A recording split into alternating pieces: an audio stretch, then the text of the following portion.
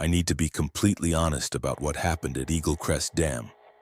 I'm writing this while the details are still fresh, while I can still separate what I saw from what I've convinced myself I might have imagined.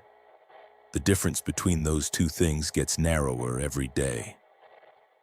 I took the job in late October. The posting had been up for 6 weeks on a utilities contractor board, night shift operator for a hydroelectric facility in rural Colorado. On-site housing included hazard pay that was 40% above standard rate. In my position with $18,000 in credit card debt and a resume that ended abruptly with position eliminated due to restructuring, I couldn't afford to ask why the pay was so high or why the position had stayed empty for over a month.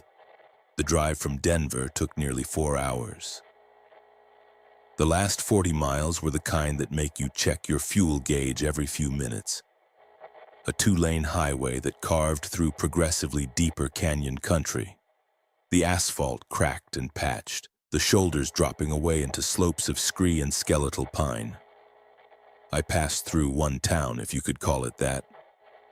A gas station, a shuttered motel, a diner with 2 pickup trucks outside. After that, nothing but rock and sky and the occasional historical marker too faded to read. Eagle Crest Dam announced itself gradually. First, the sound, a deep, almost subsonic hum that I felt in my sternum before I consciously heard it. Then the road curved and suddenly the canyon walls pulled back, and there it was. A massive concrete arc wedged between 2 sheer cliff faces, gray and brutal and entirely out of scale with anything natural. Above it, the reservoir stretched back into the mountains like a dark inland sea. Below, the river continued through a gorge so deep and fog-choked I couldn't see the bottom. I'd seen dams before. I'd worked around infrastructure my entire adult life. Water treatment plants, pump stations, underground valve networks. I understood concrete and steel, pressure and flow. But Eagle Crest felt different in a way I couldn't articulate. It looked less like something built and more like something that had always been there, wedged into the canyon by some geological violence humans had simply claimed credit for. The access road switched back down the canyon wall to a small parking area on the dam's eastern flank. The control building was built directly into the structure itself, a low, bunker-like attachment of cinder block and corrugated metal that looked like it had been added as an afterthought. Red warning lights blinked on towers at either end of the dam. The spillway gates loomed on the western side, massive steel teeth held just above the water line by machinery I couldn't see. I parked next to a battered Ford pickup with a faded utilities company sticker. The air was 15 degrees colder here than it had been at the canyon rim, and it carried a smell. Mineral-heavy water, concrete dust, and something else. Something organic and faintly unpleasant, like mud that's been undisturbed for a very long time. The door to the control building opened before I could knock. Marlowe looked exactly like his voice had sounded on the phone, weathered, economical, somewhere in his 60s with the kind of face that made you think of sun damage and decades of squinting. His eyes were deep-set and watchful. He didn't smile or offer his hand, just stepped back to let me in. Navarro? Yes, sir. Caleb. You're on time, that's something. He closed the door behind me, sealing out the wind and the sound of water.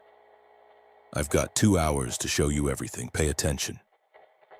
The control room was smaller than I expected, maybe 20 feet by 30, dominated by a console of monitors, readout panels, and manual controls that looked like they'd been installed in 3 different decades. Everything hummed. The floor vibrated faintly under my boots. Fluorescent lights buzzed overhead. The far wall had a large window overlooking the downstream side of the dam, where the outflow churned white against dark rock hundreds of feet below. Marlowe's tour was brisk and efficient.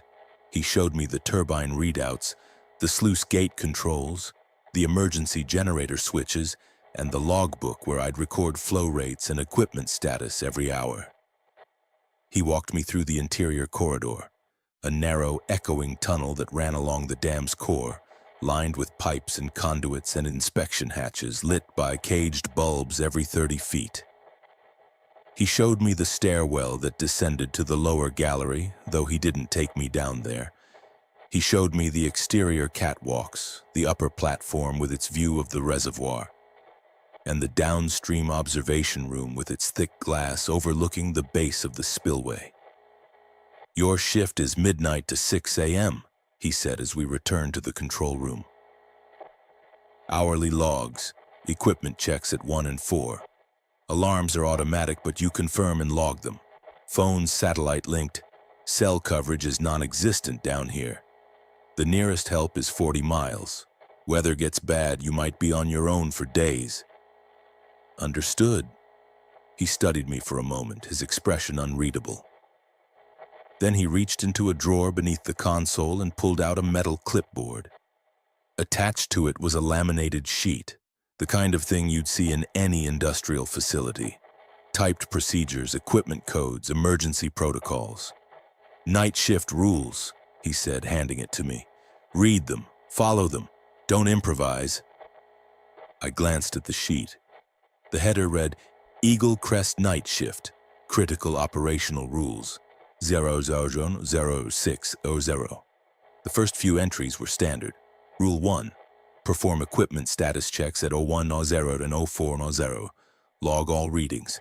Rule 2, in the event of a critical alarm, follow emergency shutdown procedures as posted.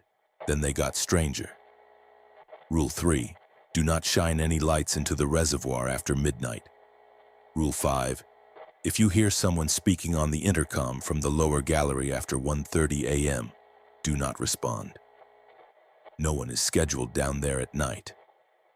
Rule 7, avoid crossing the exterior catwalk over the spillway between 2:10 and 2:20 a.m., regardless of alarms. Rule 9, if you see faces in the downstream observation window, step away. Do not tap the glass. I read through the list twice, waiting for Marlowe to crack a smile, to tell me this was some kind of hazing ritual for new operators. He didn't. He just watched me with those deep-set eyes, his expression flat. "Is this serious?" I asked. "Serious as a heart attack. Some of these don't make sense. Why would there be faces in the observation window? Why would—" "You'll figure it out," Marlowe interrupted. "Or you won't, and you'll leave like the last guy. Either way, those rules are there for a reason. They were written by people who worked this shift before you. People who learned the hard way." He glanced at the clock on the wall. 11:47 p.m. "I'm not staying past midnight," he said, already moving toward the door. "Your quarters are through that door. Bedroom, bathroom, kitchenette, everything you need. I'll be back at 6 to check in. You've got my number if there's an emergency, but define emergency carefully." "Wait," I started, but he was already outside, the door closing behind him with a hollow metallic thunk. I stood alone in the humming control room, holding the clipboard, watching through the window as Marlowe's truck climbed the switchback road and disappeared into the darkness above the canyon. The clock ticked over to 11:48. I told myself it was just superstition. Old-timers at isolated facilities always had their rituals, their private jokes, their ways of making the job feel more important than it was.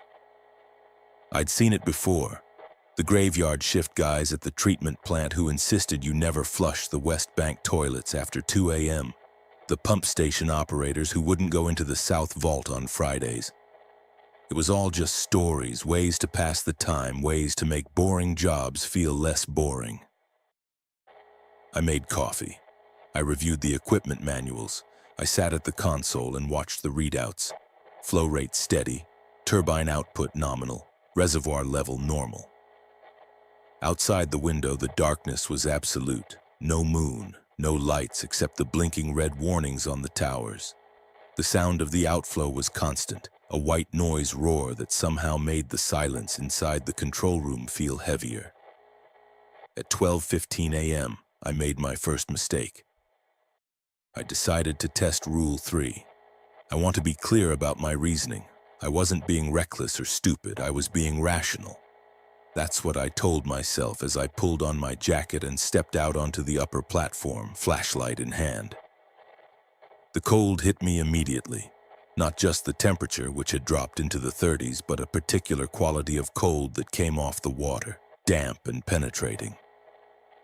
The wind knifed across the reservoir surface and funneled between the canyon walls, making the metal railings sing with a low, keening note. The platform extended about 15 feet from the control building, providing a view across the reservoir's southern expanse. During the day, I imagined you could see for miles the drowned valley, the surrounding peaks, maybe even the skeletal remains of dead trees poking through the water near the old shoreline. Now at night, there was nothing. The reservoir was a perfect lightless void, a hole in the world that seemed to pull at my vision. Rule 3. Do not shine any lights into the reservoir after midnight. I had several justifications ready. I needed to familiarize myself with the surroundings. I needed to understand the full scope of the facility. I needed to see if there were any obvious hazards or structural concerns visible from this vantage point. All reasonable, all defensible. The truth was simpler. I didn't believe the rule meant anything, and I needed to prove it to myself so I could dismiss the others. I raised the flashlight and clicked it on. The beam lanced out across the platform railing, over the 10-foot gap between the edge and the water, and touched the reservoir surface. What happened next I've replayed in my mind 1,000 times. I've tried to convince myself I misunderstood what I was seeing, that the angle was wrong, that my eyes were tired. None of those explanations holds up. The light didn't reflect off the water. It should have. The surface should have caught the beam and thrown it back, creating a bright spot, ripples of illumination, the normal behavior of light on liquid. Instead, the beam seemed to sink into the water, as if the surface wasn't a surface at all, but an opening, a threshold. The blackness didn't just fail to reflect, it absorbed, swallowed, drank the light down into depths I couldn't fathom. I adjusted my angle, sweeping the beam slowly across the water. Same result. The flashlight was working. When I turned it toward the canyon wall, the rock lit up normally. When I pointed it at the water, the light simply stopped. Then I saw the shapes. They were far below the surface, deeper than the beam should have been able to penetrate. Pale structures, angular and geometric, straight lines and right angles that had no business being in a natural lake. For a moment, maybe 3 seconds, they were clear enough to identify. The peaked roof of a building, the orderly grid of streets, the sharp vertical line of what might have been a church steeple, a town, drowned, still down there. I knew the history. Marlowe had mentioned it in passing during the tour. Eagle Crest Reservoir was created in 1967 by flooding a valley that contained a small town, maybe 200 residents. The people had been relocated, the buildings supposedly demolished or left to the water. I was looking at the remnants preserved in the cold and the depth, a ghost town in the most literal sense. But that wasn't what made my hand start to shake. What made my hand shake was that some of the windows in those drowned buildings looked lit. Not brightly, not like electric lights, more like the faint silvery glow of moonlight through glass, except there was no moon. The illumination seemed to come from inside the structures, as if something down there was still active, still occupied, still maintaining a routine in the airless dark. The flashlight flickered. Once, twice. Then a sustained strobe that made the shapes below seem to move, to shift position in the gaps between pulses of light. Then the flashlight died completely. I was standing in total darkness, my thumb still pressing the dead switch, my breath coming fast and shallow. The wind had stopped. The reservoir surface, which I could no longer see but could still sense just beyond the railing, had gone utterly silent. No lapping of water, no gentle movement against the concrete, just stillness. And then rising from that stillness, I heard voices. They were muffled, distant, like sounds filtering through heavy fabric or thick walls. I couldn't make out words. Only rhythm and urgency, multiple voices overlapping, some louder, some softer, all of them carrying a tone that made the hair on my neck stand up. It was the sound of people calling out, people trying to be heard, people who needed something desperately and weren't getting it. The voices rose and fell like a wave, swelling towards something that might have been a crescendo, and then silence. Complete. Absolute. I stumbled backward, my shoulder hitting the control building door. I fumbled for the handle, got it open, fell inside, and slammed it shut behind me. The control room's lights were blinding after the darkness outside. The equipment hummed normally. The clock read 12:19 a.m. I'd been out there less than 5 minutes. I sat at the console, my hands shaking, and tried to reconstruct a rational explanation. Sound could do strange things in canyons, echoes, reverberations, acoustic tricks. Wind through rock formations could sound like voices. The flashlight had probably just been low on batteries, and the flickering had created an optical illusion with the underwater structures, making them seem to move. I almost believed it. I picked up the clipboard and read Rule 3 again. Do not shine any lights into the reservoir after midnight. The phrasing was specific, not avoid using lights near the water or minimize light pollution. The rule said into the reservoir, as if the water itself was the concern, as if something about directing light beneath the surface triggered a response. I checked the flashlight. I replaced the batteries from a drawer in the console. The new batteries worked fine. The beam was strong and steady when I tested it against the wall. I did not test it on the water again. The rest of the shift passed slowly. I performed my 1 a.m. equipment check, logging the readings with hands that had mostly stopped shaking. I walked the interior corridor, my footsteps echoing off concrete. The caged bulbs casting shadows that seemed too dark for the amount of light they provided. I returned to the control room and drank coffee and watched the monitors and tried not to look at the window, where the downstream outflow churned white against invisible rock. At 5:47 a.m., the sky above the canyon rim began to gray. The stars faded. The world reasserted its dimensions and its rules. Marlowe arrived at 6:03. He looked at me carefully, then glanced at the logbook. Then at the clipboard still sitting on the console where I'd left it. Quiet night? He asked. Mostly. His eyes held mine for a moment longer than was comfortable. You look tired. First night. Getting used to the sounds. He nodded slowly. Sounds. Right. He poured himself coffee from the pot I'd made, took a sip, and stared out the window at the growing dawn. The rules seem strange at first. Most people think they're a joke, or they think they'll find the trick, the rational explanation. You get there eventually. Get where?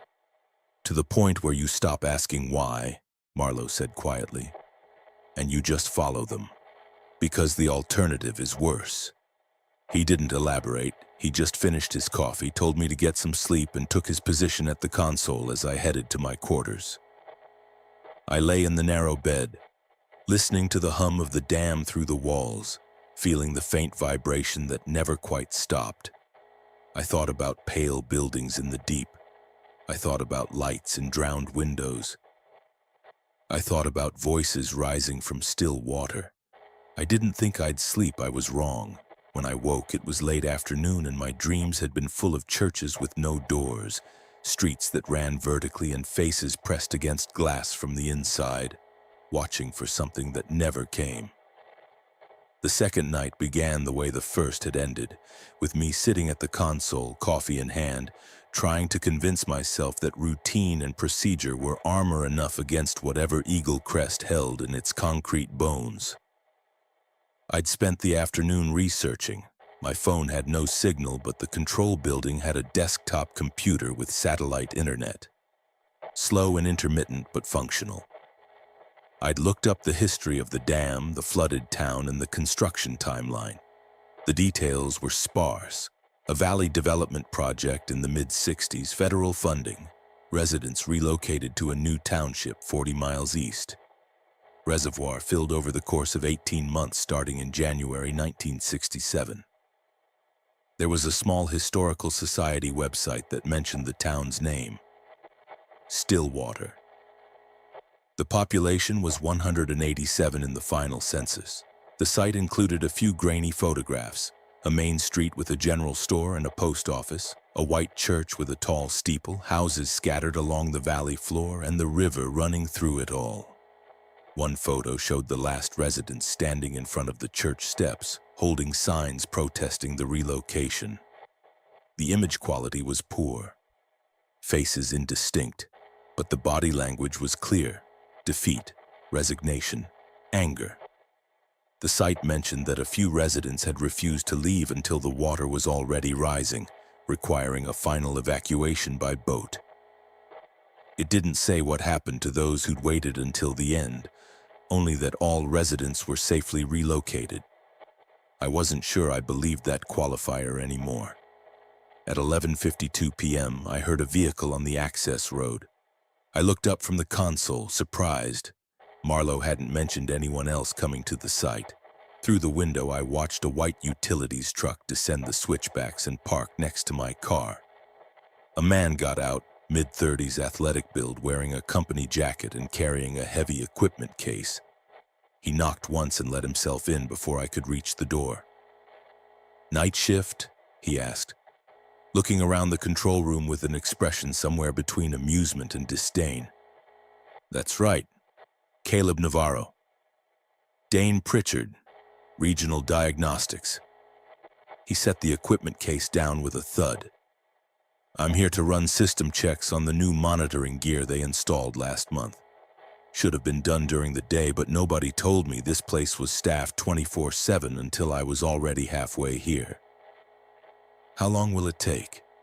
"A few hours, maybe. I'll try to stay out of your way." He unzipped the case and pulled out a tablet and several cable connectors. "Jesus, it's cold in here. You guys don't have heat?" "It's on. The building's built into the dam. The cold comes through the concrete." Dane shook his head, already moving toward the diagnostic panel on the east wall. "Mountain assignments, I swear. They save these for people they're trying to push out." I returned to the console, logging the midnight readings. Dane worked in silence for a while, muttering occasionally at his tablet, disconnecting and reconnecting cables. At 12:30, he paused and looked at the laminated rule sheet I'd left on the counter. "What's this? Do not shine any lights into the reservoir after midnight." He read a few more entries, then laughed, sharp and dismissive. "Oh man, you guys really lean into the creepy isolated facility thing, don't you?" "It's a safety protocol," I said, keeping my voice neutral. "It's bullshit is what it is." He set the clipboard down. "I've worked at 20 facilities in 4 states. Half of them are in the middle of nowhere. You know what they all have in common? Superstitious old-timers who've been doing the job so long they forget how to separate routine from ghost stories." I didn't respond. I'd learned in my previous job that arguing with consultants was a waste of energy. Dane kept reading. "Avoid crossing the exterior catwalk between 2:10 and 2:20 a.m. Why? What happens at 2:15? Does the ghost union take its smoke break?" He grinned at his own joke. "If you see faces in the downstream observation window, step away." Faces. In water. Incredible. He looked at me, clearly expecting me to laugh or agree. When I didn't, his grin faded slightly. "You don't actually follow this stuff, do you?" I chose my words carefully. "I've been here 2 nights. I don't have enough information to know what's useful and what's not. So I'm erring on the side of caution." "That's the problem with this industry," Dane said, turning back to his equipment. "Nobody questions anything. Someone writes a weird rule 50 years ago and it just stays there forever because everyone's too scared to look stupid by asking why. At 1:40 a.m., a soft chime came from the console, a minor alert, yellow rather than red. I checked the readout. Flow irregularity detected, spillway outflow. Visual inspection recommended. I pulled up the diagnostic screen. The numbers showed a slight variance in downstream flow rate. Nothing critical, but enough to warrant a physical check of the spillway mechanism. Standard procedure would be to go to the downstream observation room and verify that nothing was obstructing the outflow. Dane looked over my shoulder. That's an easy fix. Let's go check it. It's not critical, I said. I can wait until the alarm clears on its own or check it after 2:30. After 2:30? Why? I pointed to Rule 7 on the clipboard. Dane stared at it, then at me, incredulous. You're seriously telling me you're going to let an active alert sit there because of a superstition about a specific 10-minute window? It's not critical, I repeated. It's also not going to resolve itself. Come on, man. We walk down there, we look at the spillway, we confirm it's fine, and we come back. 5 minutes, max. I've got to finish these diagnostics, and I'm not spending the rest of the night here because you're afraid of a catwalk. I wanted to refuse. But the rational part of my brain, the part that had been trained in facility operations, that understood protocols and equipment management, pointed out that Dane was technically right. The alert was active, visual confirmation was recommended, and the rule didn't forbid crossing the catwalk. It just said to avoid it during a specific window. If we went now, we'd be done before 2:10. Fine, I said. But we do it quickly and we're back before 2. We left the control room and took the corridor to the downstream observation station. The interior of the dam was always cold, but this passage felt worse. A deep chill that seeped through my jacket and settled into my bones. The caged bulbs overhead seemed dimmer than they should have been, casting long shadows between pools of yellow light. The observation room was a narrow chamber built into the dam's downstream face, barely large enough for 2 people. One wall was dominated by a thick glass window, maybe 6 feet wide and 4 feet tall, that looked out over the base of the spillway. Below us, hundreds of feet down, the outflow crashed against rock in a constant thunder of white water. Dane pressed his face near the glass, cupping his hands around his eyes to block the reflection from the room's single overhead light. Looks normal to me. Water's flowing, gates are clear. Probably just a sensor glitch. I stayed back from the window, close to the door. The room's vibration was different from the rest of the dam. More erratic, less like a machine's hum and more like a pulse, something organic. Then Dane went still. What the hell? What? There's something in the water, shapes. Look, every instinct told me not to. Rule 9 was explicit. If you see faces in the downstream observation window, step away. But Dane was already tapping the glass, pointing. Right there, see them in the foam. I stepped closer despite myself, just close enough to see past the reflection. The spillway outflow was chaotic, water exploding against rock, spray and turbulence creating patterns that formed and dissolved in fractions of a second.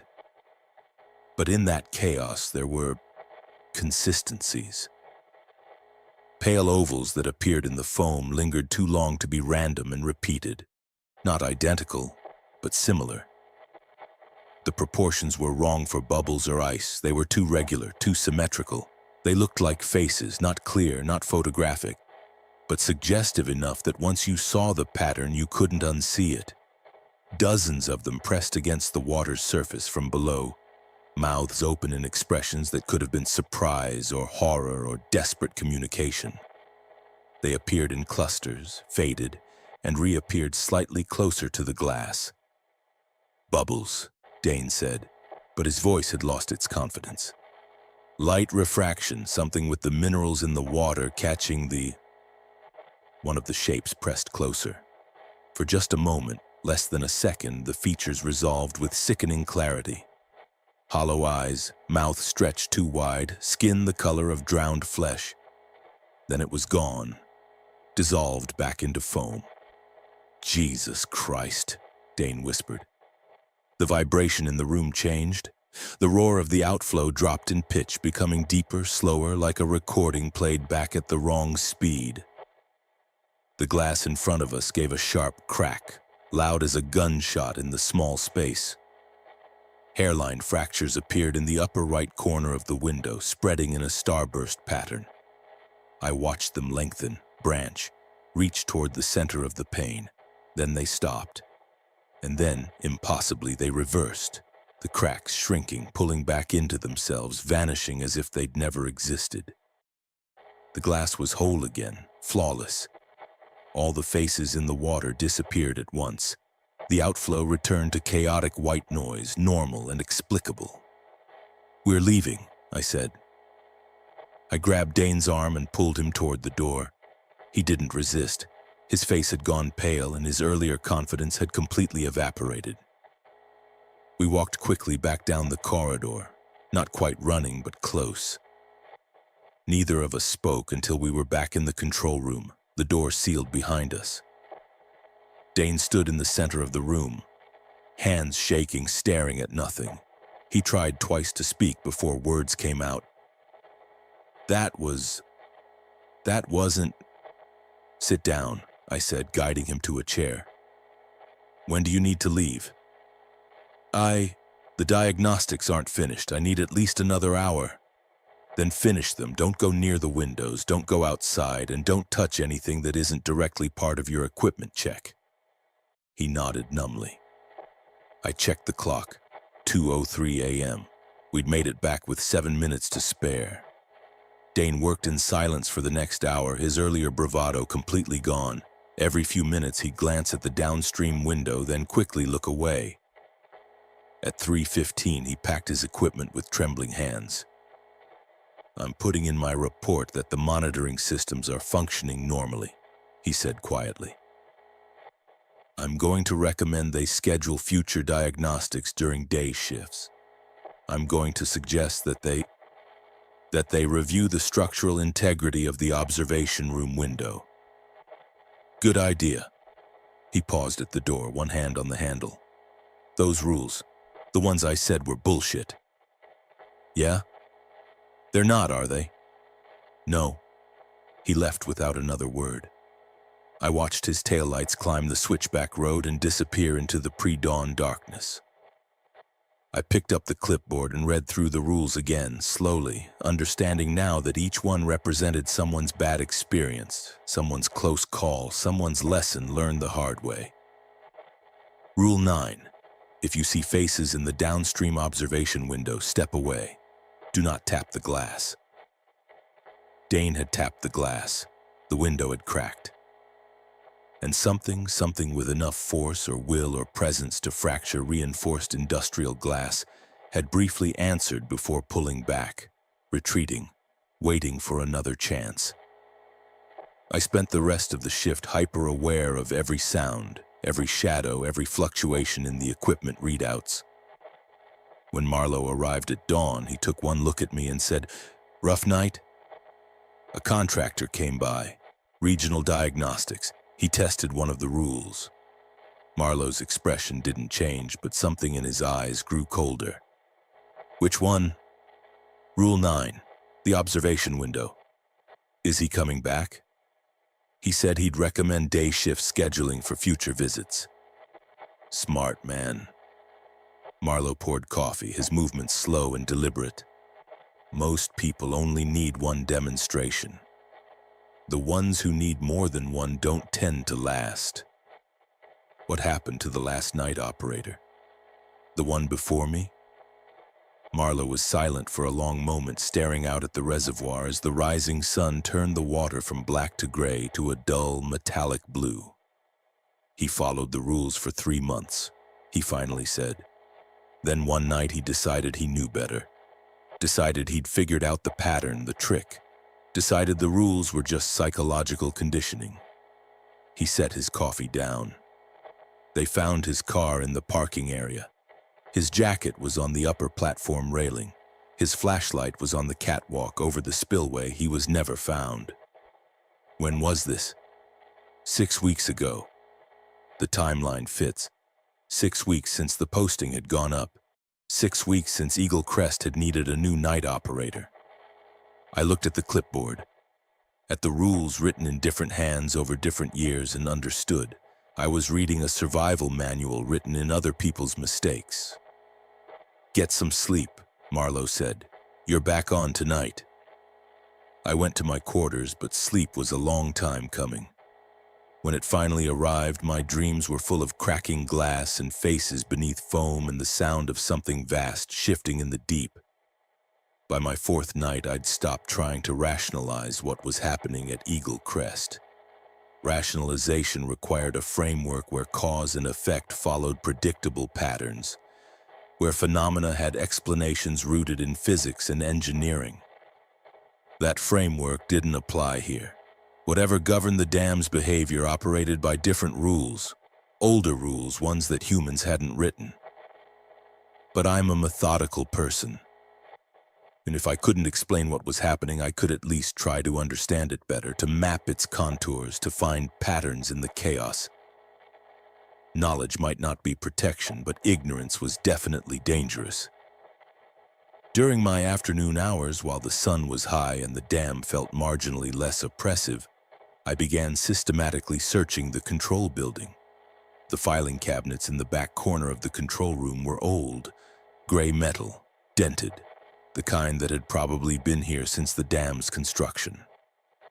The first 2 drawers contained exactly what you'd expect: maintenance logs, equipment manuals, safety protocols, all carefully organized and dated.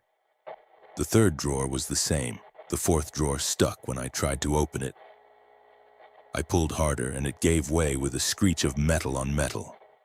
Inside, pushed to the very back behind a row of faded binders, was an unmarked folder, manila swollen with age and moisture, held together with a rubber band that disintegrated when I touched it. I brought the folder to the desk and opened it carefully. The contents were a mess, as if multiple people had contributed over many years without any attempt at organization. Photocopied newspaper clippings, handwritten notes on water-stained paper, incident reports on official letterhead, yellowed photographs and printouts from websites that no longer existed. I spread the documents out and began sorting them chronologically. The oldest was a newspaper clipping from the Stillwater Valley Register, dated March 1967.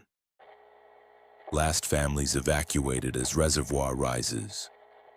The final 12 families remaining in the former town of Stillwater were evacuated by federal authorities yesterday as water from the newly completed Eagle Crest Dam reached the valley floor.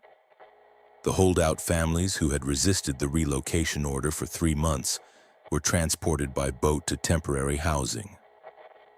One resident, Martha Hensley, 67, reportedly refused to board the evacuation boat and had to be physically removed from her home as water entered the first floor. "This is our town," she told authorities. "You can move our bodies, but you can't move what we built. It stays here. It stays." Federal officials confirmed all residents were safely relocated and accounted for. The reservoir is expected to reach its operational depth of 340 feet within 6 weeks. Clipped to that article was a handwritten note on yellowed paper. Official count, 187 residents relocated. Unofficial count, 192 residents last census before the flood. 5 are unaccounted for in the final evacuation report. Discrepancy explained as census error. Martha Hensley was one of the 5.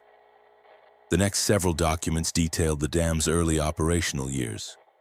Routine enough on the surface, but with odd gaps and marginal notes. An incident report from July 1968 described a turbine malfunction that resulted in unusual vibrations and acoustic anomalies during night shifts. The resolution, according to the official report, was mechanical adjustment. But someone, the handwriting was different, shakier, had written in the margin, not mechanical. Voices in the turbine housing. Words I couldn't make out but recognized the rhythm. Valley accent. Sarah's accent. Sarah drowned in the old town square when she fell during evacuation. This is her. Another report dated October 1971 described a construction worker who fell from the upper catwalk during late-night maintenance. The official cause was equipment failure, safety harness defect. The margin note read, "He told me he saw people walking on the reservoir surface, people in old-fashioned clothes carrying suitcases. He leaned over the railing to look closer. The harness didn't fail. He jumped." I found a photocopy of a page from what looked like a personal journal, undated, but the paper quality suggested early 1980s. This is my 147th night shift at Eagle Crest. I've learned not to argue with it. The dam isn't haunted. It's not that simple. It's more like it's remembering. The concrete holds pressure, yes, but it also holds something else. Memory. Intention. The weight of what was displaced. You flood a valley, you bury a town, you silence 192 people's worth of daily routines and weekly rituals and lifelong connections. All that energy doesn't just disappear. It gets stored, compressed, held in place by 600,000 cubic yards of concrete and 4.2 billion gallons of water. And at night, when there's no one around to insist on the official narrative, when the only witness is a single operator in a control room, that's when the pressure equalizes. That's when what's held in comes back out, looking for acknowledgement, looking for release, looking for someone to finally see them. The rules aren't about avoiding ghosts. They're about not giving them opportunities. Every rule is a gap we've learned not to leave open. Every rule is a lesson someone paid for. Beneath that was a list, handwritten in multiple inks and styles, clearly added to over many years. Do not look at the reservoir with artificial light. It shows you what's beneath instead of what's on top. Do not respond to voices from unmanned areas. If you acknowledge them, they know you can hear. Do not cross certain thresholds at certain times. There are moments when the pressure equalizes, when the membrane between here and there is thinnest. Do not tap the glass. It interprets contact as an invitation. Do not investigate inconsistencies in equipment readings. Sometimes the dam is lying, testing your compliance. Do not try to help or rescue anyone you see on the water or hear in the structure after dark. They are not asking for help you can give. I found photographs near the bottom of the folder. Old Polaroids and early digital prints, many of them blurred or poorly lit. One showed the downstream observation window with the camera flash reflecting off the glass. But behind the reflection, barely visible, there were shapes in the water that didn't look like foam. Another showed the upper platform at night, the reservoir beyond it, and something pale and vertical in the water about 50 yards out. Too straight to be natural. Too thin to be a tree trunk. The most disturbing photograph was nearly black, as if taken in almost total darkness. It showed the interior corridor, the perspective looking down the length of it toward the far end. The caged bulbs cast their small pools of light, creating alternating bands of illumination and shadow. In one of the dark spaces between lights, there was a figure. It was indistinct. The low light and poor camera quality made details impossible, but the proportions were wrong.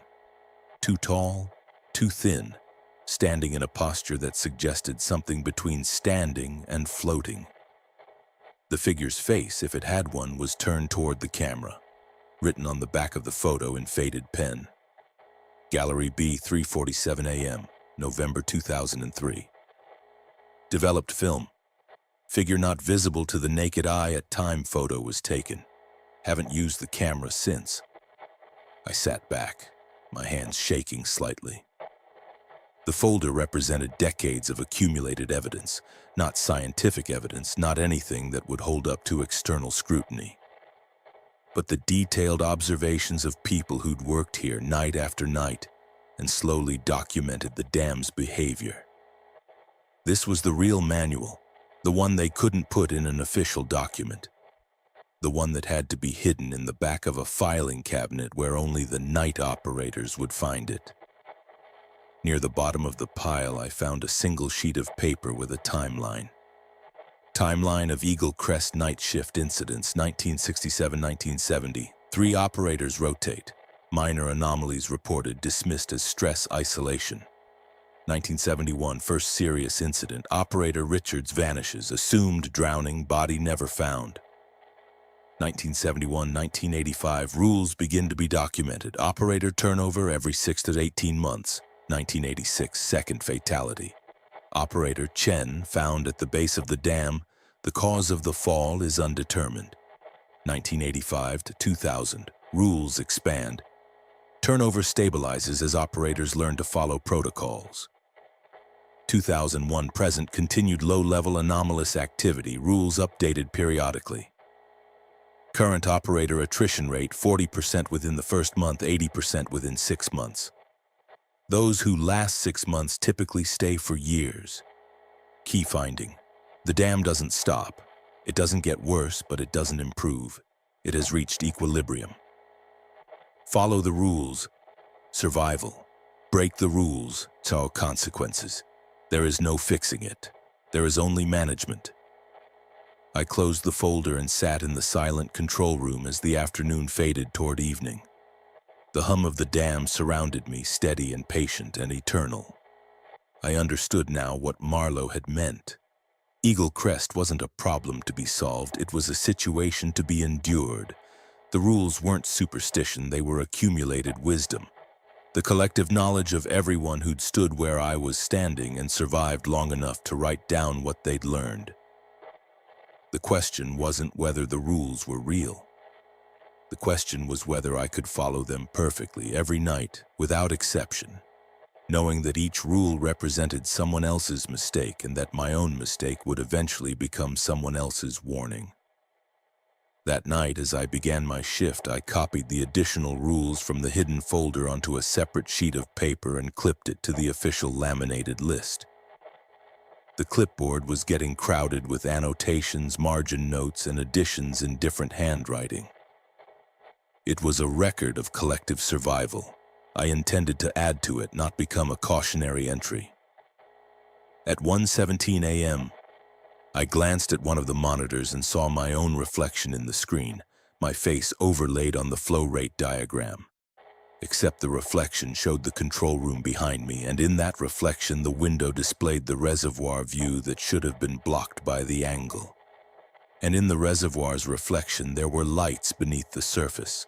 Street lights arranged in a grid, as if a town was still down there, still functioning, still lit. I didn't turn around to check if the view matched. I changed which monitor I was looking at and didn't look back. Some things I was learning you survived by choosing not to verify. On the evening of my 6th night, I was reviewing equipment logs when I heard a vehicle descending the access road. I checked the time, 10:47 p.m. Too early for my shift to officially start, but late enough that no one should be arriving. Marlowe didn't do social visits, and we weren't expecting any maintenance crews after what had happened with Dane. I went to the window and watched Marlowe's truck park in its usual spot. He got out slowly, moving like a man who'd made a decision he didn't particularly like but saw as necessary. He was carrying a metal thermos and a paper bag, the universal signals of a longer conversation than usual. He knocked once and entered, his eyes sweeping the control room before settling on me. "Navarro, you look tired." "I am tired. You're still here, though. That's something." He set the thermos and bag on the counter. Coffee. Real stuff, not the instant garbage in that cabinet. And sandwiches. "You eat dinner?" "Not yet." "Eat." We sat at the small table in the corner away from the console. Marlowe poured coffee into the thermos cap and slid it toward me. The gesture felt ritualistic, like the beginning of something significant. Outside, the last light was draining from the canyon, the reservoir turning from gray to black. I waited for him to speak. I'd learned that Marlowe didn't waste words, and pushing him would only make him retreat. He drank his coffee slowly, staring at the wall. Finally, "I saw you found the folder." I wasn't surprised he knew. "The one in the filing cabinet?" "Yes. Figured you would. Smart people always do. Dumb people last about 3 nights and leave. Smart people start digging, trying to understand." He glanced at me. "The question is what you do with what you found." I added some of the notes to my rule sheet. Figured they were there for a reason. "They are." He paused.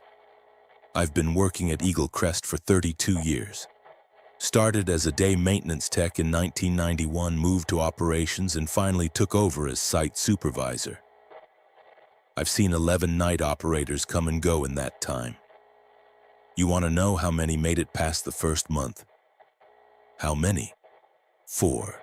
You're number 5 if you finish this week." The coffee was good, rich and strong, the kind that cleared your head instead of just providing caffeine. I ate one of the sandwiches, suddenly ravenous. Marlowe watched me with an expression I couldn't quite read. "You want to know why I came back tonight?" he said. It wasn't a question. "Yes, because you lasted through the first test, the light on the water, and you didn't quit. You lasted through the second test, the observation window incident, and you didn't blame me or the facility or try to convince yourself it was explainable. That means you're taking this seriously. And people who take it seriously deserve to understand what they're dealing with." He refilled his coffee cup. Eagle Crest was built between 1964 and 1967. Federal project, Army Corps of Engineers, all the usual bureaucracy. The valley, Stillwater Valley, was privately owned land, with a couple of hundred residents, mostly farming and forestry families. The government used eminent domain, offered relocation packages. Most people took them, some didn't. I read about the holdouts, the final evacuations. You read the official version. Here's what actually happened. Marlowe's voice dropped lower. By the time they started filling the reservoir in January '67, there were still 12 families refusing to leave. Federal marshals came in, forcibly removed people from their homes. Most went peacefully in the end. What choice did they have? But 5 people weren't accounted for in the final evacuation manifest. I saw that discrepancy mentioned in the notes. Official explanation was census error.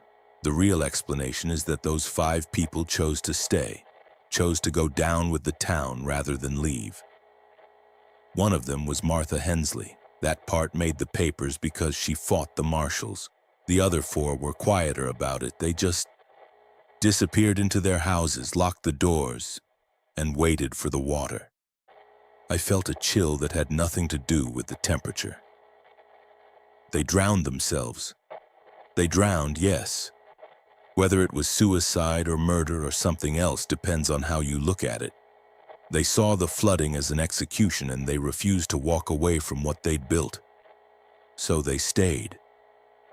Marlowe's eyes were distant.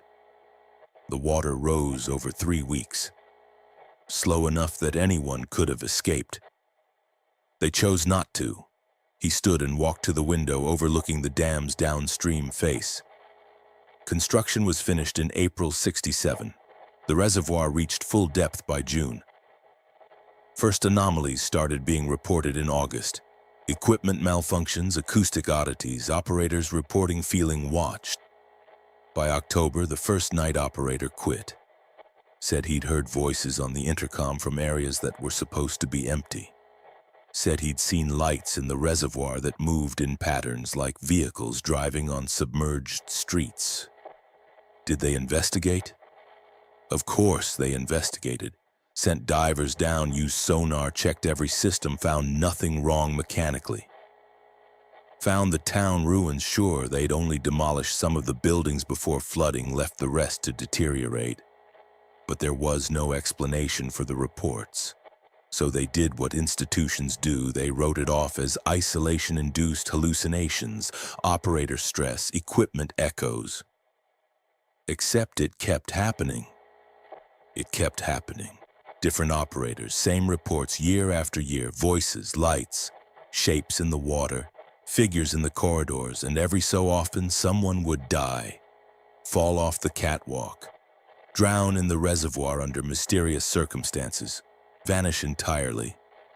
Marlowe turned back to face me. By the mid-70s, the night operators had started writing down patterns. Which locations were dangerous? Which times were worse than others? What behaviors seemed to trigger responses? That's when the rules started. The dam never stopped operating? Why would it? It generates enough power for 40,000 homes. It controls flooding for the entire downstream basin. A few dead operators and some unexplained incidents? That's acceptable losses as far as the bureaucracy is concerned. So they kept staffing it, kept running it, and the night operators kept documenting what they learned. He sat back down, his face looking older in the harsh fluorescent light. Here's what I think is happening, based on 3 decades of watching this place. When you flood a valley, you're not just burying land, you're erasing human presence, homes, routines, memories, the accumulated psychic weight of people living their lives in a specific place. Most of the time, that weight dissipates. The people move on, literally and figuratively. But in cases like Stillwater, where people died in place, where they actively chose to stay as the water rose. He paused, choosing his words carefully. I think their refusal to leave created a kind of anchor. I think whatever makes a place feel inhabited, the echo of daily life, the residual pattern of human intention, got trapped here when the water closed over the valley. And I think the dam, with all its concrete and pressure and controlled force, acts like a... He struggled for the metaphor. Like a capacitor. It holds the charge, it contains the pressure, and at night, when the operational activity drops, when there's less human presence to override it, that pressure equalizes. What's held down comes back up. You're saying the dam is haunted by an entire town. I'm saying the dam is containing something that wants to be acknowledged, wants to be remembered. The people who stayed behind, who drowned rather than leave, they made a statement. And that statement is still being made every night in 100 small ways. I thought about the faces in the spillway foam, the lights in the reservoir, the voices on the intercom. Why do the rules work? Because they're boundaries. They're acknowledgments without engagement. By following the rules, you're essentially saying, I recognize you're here, but I'm not interacting with you. You're maintaining the separation between their space and yours. But when you break a rule, when you shine a light into the water, when you answer the intercom, when you tap the glass, you're initiating contact. You're opening a gap in the boundary, and they respond. How do you know this? How can you be sure? Marlowe's expression darkened. Because I broke a rule once, 23 years ago. I was a night operator then, not a supervisor. I was young and stubborn, and I thought I'd figured out a pattern. Thought I could predict when things were safe and when they weren't. He rolled up his left sleeve. His forearm was marked with scars. Not surgical scars, but something more chaotic, like deep gouges that had healed badly. There's a rule about the lower gallery that used to be less specific. It just said avoid the lower gallery between 2 and 4 a.m. I decided that was bullshit. I decided I'd go down there during that window and prove it was safe. So at 2:30, I unlocked the stairwell and went down. What happened? I made it halfway down the stairs before I heard the water. Not turbine water, this was different, sloshing, rising, coming up the stairs toward me. I turned to run back up, and something grabbed my arm. fingers ice cold, strong as steel cable. I couldn't see what it was. The lights in that stairwell had all gone out, but I felt it pulling me back down toward the water I could hear rising below. He pulled his sleeve back down. I broke free eventually, tore most of the skin off my forearm in the process. When I got back to the control room and turned the lights on, there was no water in the stairwell. I checked the logs. No flooding, no leaks, nothing. But my arm was torn up like I'd dragged it across broken glass, and I had bruises around my wrist in the clear pattern of fingers. 4 fingers and a thumb. Human proportions. The control room felt very small suddenly, the walls very close. That's when I became a believer, Marlowe said quietly. That's when I stopped trying to understand why and started focusing on surviving. And I've survived by following the rules, every single one. No exceptions, no tests, no clever ideas about loopholes or timing. The rules are what they are because every single one was bought with someone's bad experience. He looked at me directly. You've been doing well. You followed Rule 3 after you tested it once. You got Dane out of the observation room before something worse happened. You found the folder and took it seriously instead of dismissing it. But I need you to understand something. The dam is patient. It doesn't need to kill you quickly. It can wait for you to get comfortable, to think you figured out the rhythm, to believe you're safe because you've survived a week or a month. And the moment you relax, the moment you think just this once about any rule, that's when it has you. Is there any way to end it?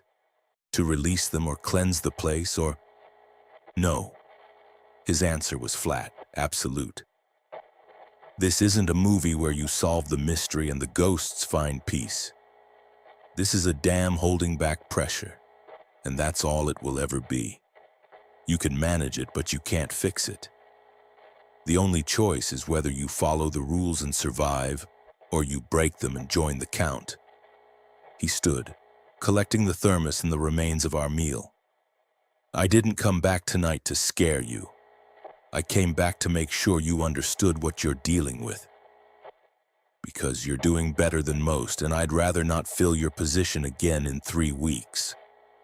Why do you stay? I asked. 32 years. Why not transfer, retire, leave? Marlowe smiled, but it didn't reach his eyes. Someone has to know. Someone has to maintain the institutional knowledge, make sure the rules get passed down, and watch for operators who might actually make it. I'm too old to start over somewhere else. And honestly, he paused at the door. I made a bargain with this place 23 years ago when it let me go. I survived, so I owe it the respect of bearing witness. That's my rule, the one I made for myself. He left at 11:52, refusing to stay past midnight as always. I sat alone in the control room as the hour rolled over, the clipboard of rules in front of me, understanding fully now that I wasn't just an operator maintaining equipment. I was a boundary keeper, and the boundary was tested every single night. The knowledge Marlowe had shared should have made things easier. Understanding the nature of what I was dealing with, that the anomalies were consistent, that the rules were reliable, that survival was simply a matter of compliance, should have reduced my anxiety. Instead, it made everything worse. Because now I knew the dam wasn't random. It wasn't chaotic. It was intelligent enough to learn, patient enough to wait, and purposeful enough to test. Every night I worked became a chess game against an opponent that had been playing for 56 years and had infinite patience. My 8th night started normally. Equipment checks at midnight and 1 a.m. showed normal operations. Flow rates steady, reservoir level consistent with seasonal projections, turbine output nominal. I walked the interior corridor at 12:30, my footsteps echoing off concrete, the caged bulbs casting their familiar pools of light. Everything was exactly as it should be. At 1:37 a.m., the console speaker crackled. The intercom system at Eagle Crest was old. Installed decades ago, probably never upgraded because it worked well enough for basic communication between the control room and the various stations throughout the dam. Under normal operations, it sat silent unless I manually activated it to perform equipment tests. The crackle resolved into static, then a voice. "Hello? Control? This is maintenance in the lower gallery. We've got a situation down here. We need you to open the access door." My blood went cold. Rule 5. If you hear someone speaking on the intercom from the lower gallery after 1:30 a.m., do not respond. No one is scheduled down there at night. I checked the intercom panel. The indicator light showed the transmission was coming from Station 7, the lower gallery checkpoint, 3 levels below the control room, located in the oldest part of the dam's internal structure. A place that should be completely empty at night. The voice continued. "Control, do you copy? We've got a leak down here. Water's coming through the east wall seal. We need the door unlocked so we can get to the emergency shutoff." The voice sounded professionally calm, using proper terminology, following correct radio protocol. If I hadn't known better, if I hadn't studied the rules, I would have responded immediately. I forced myself to stay silent. My hand hovered over the intercom button, then pulled back. I looked at the clipboard. "Do not respond." The static hissed for 10 seconds. 20. Then the voice came back, and this time there was an edge to it. Urgency, maybe frustration. "Control, this is serious. The leak is getting worse. We need access to the shutoff valve, or we're going to have a structural compromise. Acknowledge this transmission." I bit my lip. My training, my entire professional background screamed at me to respond. Someone reporting a leak in a dam was a critical safety issue. Ignoring it violated every protocol I'd ever learned. But the rule was explicit. The intercom fell silent again. I waited, counting seconds, watching the indicator light that showed Station 7 was still transmitting, even though no sound was coming through. When the voice returned, it had changed completely. "Caleb, it's Dane. I came back to double-check some readings and I got lost down here. I took a wrong turn at the junction and now I can't find my way back. The doors are locked and I think I heard water moving behind the walls. I need you to unlock the access door. Please, man. I don't want to be down here anymore." My hands clenched into fists. The voice was perfect. Dane's exact cadence, his particular mix of confidence and irritation, even the slight nasal quality of his speech. If I hadn't seen Dane leave 5 nights ago, if I didn't know the lower gallery was supposed to be empty, I would have believed completely that he'd somehow returned and gotten trapped. "Come on, Caleb. You know me. We went to the observation room together, remember? You helped me when I was freaked out. Now I need your help. Just unlock the door. Just talk to me so I know someone's listening." I reached for the door control panel, the physical override that would unlock the lower gallery access. My finger was an inch from the button when the voice said something that stopped me. "It's okay, Kalito. You don't want to let me drown, do you?" Kalito, a nickname my mother had used for me when I was 6 years old, a private family word I hadn't heard in 24 years since she'd died. Something I'd never told anyone, something that existed only in my own memory. The dam had been listening, not just to my conversations, but deeper, to my thoughts, my memories, my private history. It had been inside my head, learning what words would make me respond, what emotional triggers would overcome my caution. I pulled my hand back from the control panel like it was burning. The intercom went silent for a full minute. When the voice returned, it had dropped all pretense of humanity. It was flat, affectless, mechanical. "Open the door." I reached over and manually shut off the intercom system, physically pulling the connection. The light went dark. In the sudden silence, I heard something else, knocking. It came from below, from somewhere deep in the structure, echoing up through the concrete. rhythmic, insistent, fists on metal. Fists on a door that was locked, that I had the power to unlock, that something on the other side desperately wanted opened. The knocking continued for 12 minutes. I timed it, watching the clock, forcing myself to sit still and not investigate, not respond, not acknowledge what I was hearing. The sound grew gradually weaker, the impacts spreading farther apart until finally, at 2:03 a.m., it stopped completely. The silence that followed was worse than the noise. I sat at the console, my heart hammering, understanding that I'd just passed a test. The dam had tried persuasion, professional obligation, emotional manipulation, and finally direct command.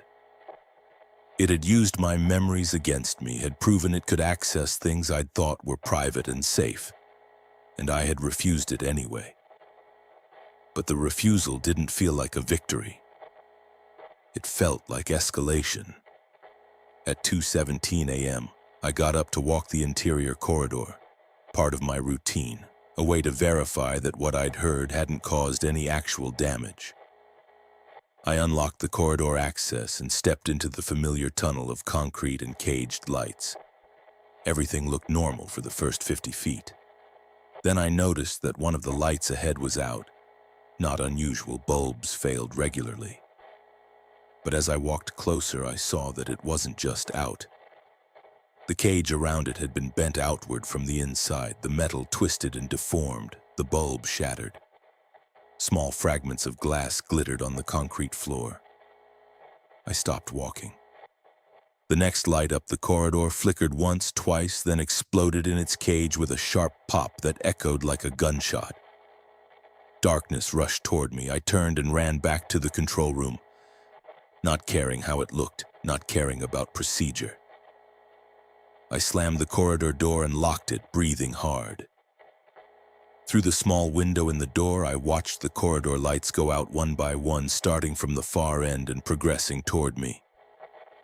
Pop, pop, pop. Each small explosion of glass and darkness brings the shadows closer. The progression stopped one light away from the control room door. The last bulb on the corridor side flickered wildly but stayed lit, casting erratic shadows that made the hallway beyond seem to shift and move. Then in that unstable light, I saw something. A figure tall and thin was standing at the far end of the corridor where the lights had all gone dark. I couldn't make out details. The distance and darkness prevented that. But I could see its general shape, its wrong proportions. The way it stood perfectly still in a posture that was almost but not quite human. It didn't approach. It just stood there, barely visible at the edge of the light, waiting. I checked the corridor access log. According to the electronic record, the door was still locked. No one had entered. No one was supposed to be there. I forced myself to turn away from the window, to sit back at the console, to focus on the equipment readings. All normal. The dam hummed around me, steady and patient. At 2:31 a.m., I heard footsteps in the corridor. Slow, deliberate, heavy enough to hear through the locked door. Walking toward the control room, each footfall echoes precisely in the concrete space. The footsteps stopped directly outside the door. I didn't look at the window. Rule 6. From the additional notes I'd found, if you hear footsteps approaching the control room door between 2 and 4 a.m., do not look at the door until they've been gone for 5 minutes. Eye contact is permission. I stared at the console, at the screens, at anything except the door behind me. I felt the presence there, felt the weight of attention focused on the back of my head. Every instinct screamed at me to turn around, to verify what was standing 3 feet away with only a door between us. I didn't turn. The presence stayed for 7 minutes. I watched the clock, counting seconds. Then finally I heard the footsteps again, slow and deliberate, walking away down the corridor. The sound faded. The lights in the hallway, which I could see reflected faintly in the console screens, began flickering back on one by one. At 3 a.m., the corridor was fully lit again. I checked the door window. Empty. No figure. No signs of anything wrong except the 2 shattered light fixtures. I added a note to my personal rule sheet. 2:30 a.m. seems to be the peak activity window. Consider this period maximum risk for any activity outside the control room. The rest of the shift passed quietly, but I couldn't shake the feeling that the dam was done being subtle.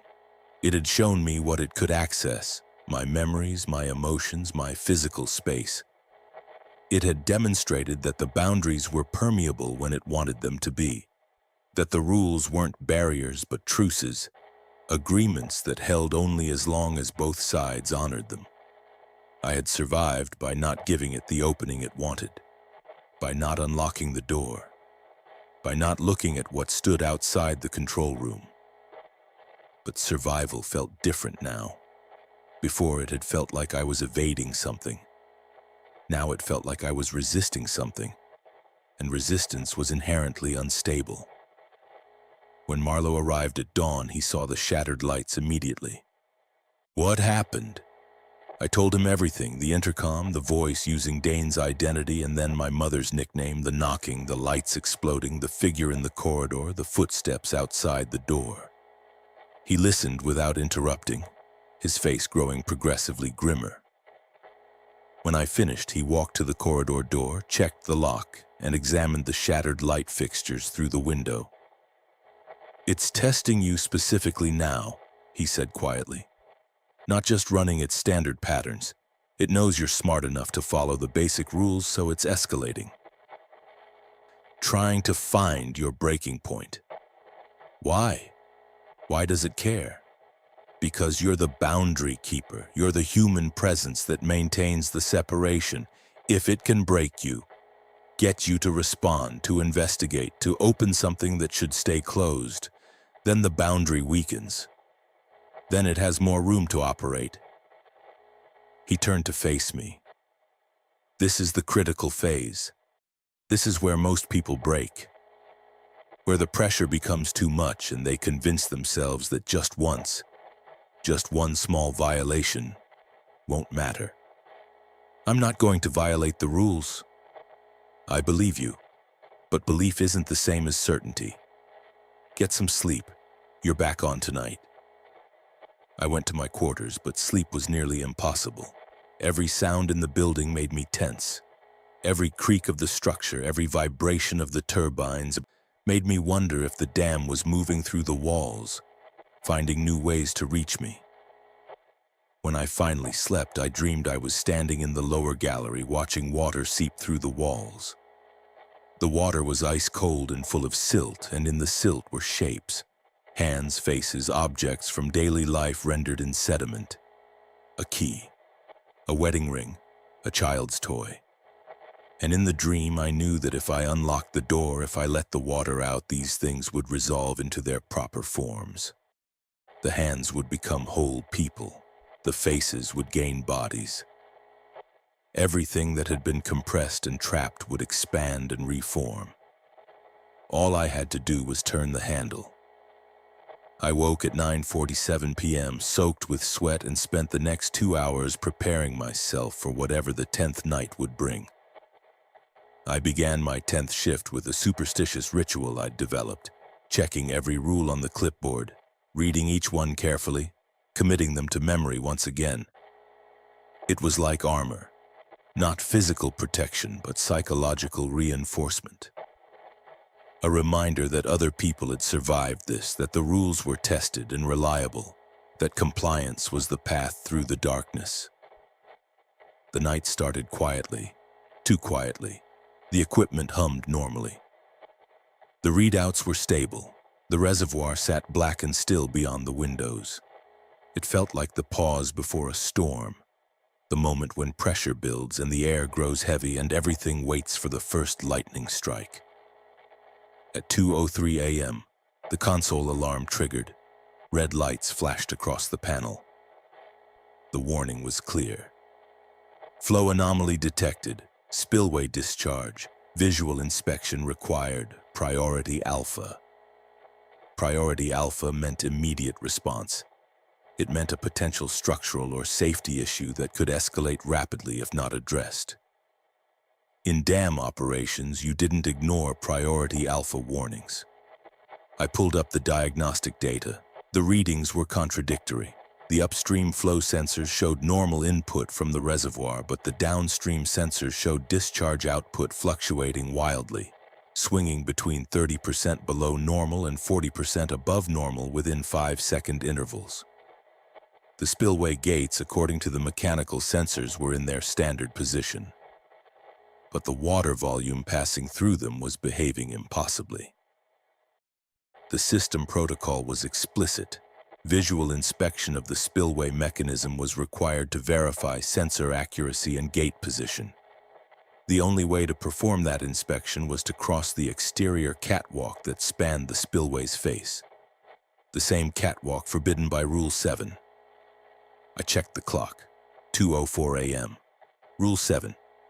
Avoid crossing the exterior catwalk over the spillway between 2:10 and 2:20 a.m., regardless of alarms. I had 6 minutes before the forbidden window began. 6 minutes to either perform the inspection or find an alternative. I pulled up the camera feeds. The dam had exterior cameras positioned at various points, including 2 that covered portions of the spillway. Both screens showed static, not system failure, just heavy interference rendering the images useless. I rebooted the camera system, same result. The alarm continued blaring. The flow readings continued their impossible fluctuations. I ran through alternatives. Could I check the spillway from the downstream observation room? No. That only showed the outflow below the gates, not the gates themselves. Could I use the auxiliary monitoring station? No, it only duplicated the same sensors that were giving contradictory data. Could I wait until after 2:20? Maybe. But if there was a genuine mechanical failure, delaying 10 minutes could result in structural damage or flooding. The console began displaying a secondary message. Gate position discrepancy. Manual verification required. Personnel safety protocol. Exterior inspection mandatory. The system was pushing me toward the catwalk. Hard. At 2:08 a.m., I made a decision. I went to the manual control panel, the backup system that predated all the electronic monitors, the mechanical failsafe that could override everything. It consisted of large industrial switches and physical valve controls that directly manipulated the dam's systems through hydraulic pressure.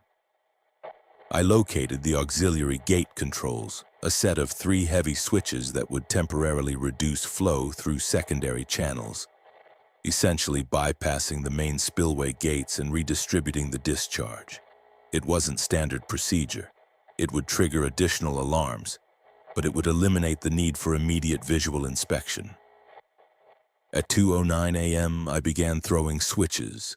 The dam's vibration changed immediately. The hum grew deeper, more resonant, as hydraulic systems engaged and water was redirected. New alarms triggered. Yellow lights instead of red, procedural violations rather than safety emergencies. The flow readings on the console began stabilizing as the spillway load decreased. The intercom crackled to life despite being physically disconnected. Multiple voices came through simultaneously, overlapping, some clear and some distant. "Control, what are you doing? Reset those gates immediately. Caleb, you need to check the catwalk. Standard procedure. Stop improvising. Just walk outside. Just look. You've been out there before. It's safe. We need to see the gates. You're making it worse. The readings are wrong because you won't verify them. Go to the catwalk." The voices were urgent, professional, using correct terminology and proper protocols. But they were also wrong. I'd physically disconnected the intercom, and yet it was transmitting. At 2:10 a.m. exactly, the voices stopped. The vibration under my feet changed, slower, heavier, like a massive heartbeat instead of a machine's hum. The lights in the control room dimmed for 3 seconds, then returned to normal. I stayed at the console, hands locked on the edge of the desk, refusing to move. The alarm lights continued flashing. The redistributed flow held steady. The clock ticked forward. 2:11, 2:12, 2:13. Through the window that faced the exterior platform, I could see the catwalk in my peripheral vision. I didn't look directly at it. That felt like exactly the kind of attention that would be dangerous. But I could see its silhouette against the canyon darkness, the narrow metal bridge suspended over the spillway's face. The air above the catwalk was wrong. It shimmered like heat distortion. Except the temperature was near freezing. In that shimmer, shapes moved. Tall, thin, translucent, vaguely human in proportion, but not quite right. They walked back and forth across the catwalk's span, slow and purposeful, pacing a route. 3 figures, maybe 4, difficult to count because they overlapped and blurred together. They were waiting. If I'd gone out there, I would have walked directly into them. At 2:14 a.m., one of the figures turned toward the control room window. I immediately looked away, focusing on the console screens, but I'd glimpsed enough. A pale oval where its face should have been. Dark spots that might have been eyes or might have been empty sockets. A mouth open and an expression frozen between speaking and screaming. The clock advanced. 2:15, 2:16, 2:17. The figures on the catwalk began moving faster, more agitated. The shimmer intensified. I heard a sound through the walls, faint but distinct, like metal under stress, like the catwalk's support cables were being pulled. At 2:18 a.m., something hit the control room window. A single impact, hard enough to rattle the glass. I didn't look. I kept my eyes locked on the console, on the readouts, on anything except the window where something was trying to get my attention. Another impact, then another, like stones being thrown against the glass or fists pounding. 2:19 a.m.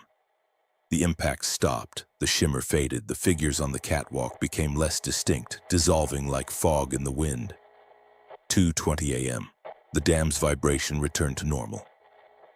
The alarm lights stopped flashing. The system registered that flow had stabilized through the auxiliary channels. The window showed only empty darkness and the catwalk's normal silhouette. I waited another full minute before allowing myself to move. When I finally stood and looked at the exterior window, there was nothing unusual. No marks from impacts, no damage, just clean glass and the reflection of the control room behind me. But when I went to the door that led to the exterior platform and checked it physically, I found scratches on the metal surface. 4 parallel gouges, exactly the width of human fingers, carved into the steel as if it were soft wood. The scratches were on the inside of the door. I returned to the console and manually logged the incident. 2:03, 2:20 a.m. Flow anomaly alert responded to via auxiliary gate protocol. Visual inspection of the spillway was deemed unnecessary due to stabilization through alternative methods. No personnel accessed exterior catwalks, gates functioning within acceptable parameters. It was a bland bureaucratic description that left out everything that actually mattered. At 2:47 a.m., the intercom crackled one final time. "You're learning." The voice was neither male nor female, neither young nor old. It was simply a voice acknowledging that I'd passed a test, confirming that the entire sequence, the alarm, the contradictory readings, the pressure to go outside, had been orchestrated specifically to see if I would violate Rule 7. I had chosen the rules over the appearance of professional compliance. I had chosen survival protocol over operational protocol. And for tonight, that was enough. The rest of the shift was genuinely quiet. The dam settled into its normal routine, as if satisfied that its boundaries had been tested and held. When I walked the interior corridor at 4 a.m. for my standard equipment check, the lights were all functional, the space was empty, and my footsteps echoed normally. Marlowe arrived at 6:02. He looked at the console logs, at the auxiliary gate controls still in their modified positions, at the official incident report I'd written. Then he looked at me. "You didn't go outside." "No, even though the system told you to." The rule was clear. He studied the door to the exterior platform, ran his finger along the scratches in the metal. "These weren't here yesterday." "No." He nodded slowly. "You made the right choice. The flow anomaly was manufactured. The gates are fine. I'll verify that this morning. It was testing whether you'd trust the rules or trust your training." He poured coffee with steady hands. "Most people trust their training. Most people go outside to quickly verify the situation. Most people don't come back the same. What happens to them? Different things. Some fall. Some come back inside but won't speak about what they saw, and they quit within 24 hours. One operator came back and seemed fine, but he'd changed. Started violating other rules, started doing things that made no sense, like he was following instructions only he could hear. We had to remove him for his own safety." Marlowe set his coffee down. "The dam isn't trying to kill you specifically, Navarro. It's trying to establish contact, trying to find someone who'll lower the boundary and let what's below come through. Every night operator is a test subject. Most fail. A few survive by staying behind the rules, and very occasionally someone like you comes along who understands that survival means accepting you'll never know what would have happened if you'd done things differently. That's not reassuring. It's not meant to be. It's meant to be true." He glanced at the clock. "Get some sleep. You've earned it." I went to my quarters and lay down fully clothed, too exhausted to do more than close my eyes. Sleep came immediately, deep and dreamless, the kind of sleep your body demands after sustained terror. When I woke, it was early evening, and I had a voicemail on my phone from the regional office. The message was brief. They'd received my 3-week performance report from Marlowe, and they were pleased with my adaptation to the position. They were approving a permanent assignment if I chose to accept it. I listened to the message twice, trying to decide if 3 weeks at Eagle Crest constituted success or simply the absence of failure. Then I deleted it and began preparing for my 11th night. The days after the catwalk incident were deceptive. The dam grew quiet, not silent, never silent, but quiet enough that I could almost convince myself things were stabilizing. My shifts fell into a rhythm. The rules became second nature. I learned the subtle differences between normal mechanical sounds and the ones that meant something else was moving through the structure. I learned not to look at reflections after midnight. I learned which shadows were just shadows and which ones held depth that shouldn't exist. I started to believe I was adapting. That belief lasted 12 days. On my 22nd night, I arrived for my shift to find Marlowe still in the control room at 11:47 p.m. He was standing at the window overlooking the reservoir, his posture tense in a way I'd never seen. "Something wrong?" I asked. He didn't turn. "Look at the reservoir. Tell me what you see." I joined him at the window. Outside, the night was clear, unusual for late November in the mountains. The sky was bright with stars, the canyon walls visible as black silhouettes against the faint celestial glow. The reservoir spread out before us, vast and dark, and the water was perfectly still.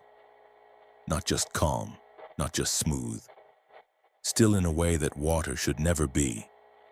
Like a sheet of black glass without the faintest ripple, without any suggestion of current or wind or the subtle movements that even the stillest lake displays. It looked less like water and more like a void, a perfectly flat surface that absorbed light rather than reflecting it. "How long has it been like this?" I asked. "Since about 9 p.m. 3 hours now." Marlowe's voice was tight. "I've been watching. It hasn't moved once. No wind ripples, no thermal currents, nothing." I checked the weather monitoring system. Wind at the dam site, 7 miles per hour northwest, temperature 29 degrees. Normal conditions should have been producing at least minor surface chop on the reservoir. Is this... I hesitated, not sure how to phrase the question. Is this something that happens? It's happened twice before in my time here, once in 1998, once in 2009. He finally turned to look at me. Both times we lost the night operator within a week. My mouth went dry. How? Different ways. First time the operator quit after 3 days, said he couldn't stand it anymore, refused to explain what it was. Moved out of state, wouldn't return calls. Second time, the operator followed all the rules perfectly but started seeing things even during day hours. Started saying the dam was showing him people he knew.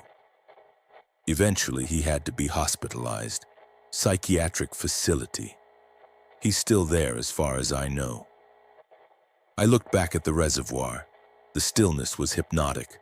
Wrong in a fundamental way that made my hindbrain scream danger even though nothing was visibly threatening. What does it mean? I asked. Near as I can figure, it means the dam is fully focused, all its attention, all its energy concentrated and ready. The stillness is like... He searched for words. Like when a predator stops moving before it strikes, or like the air pressure before a storm, it's a gathering. Of what? Pressure, intent, whatever you want to call what's held down there.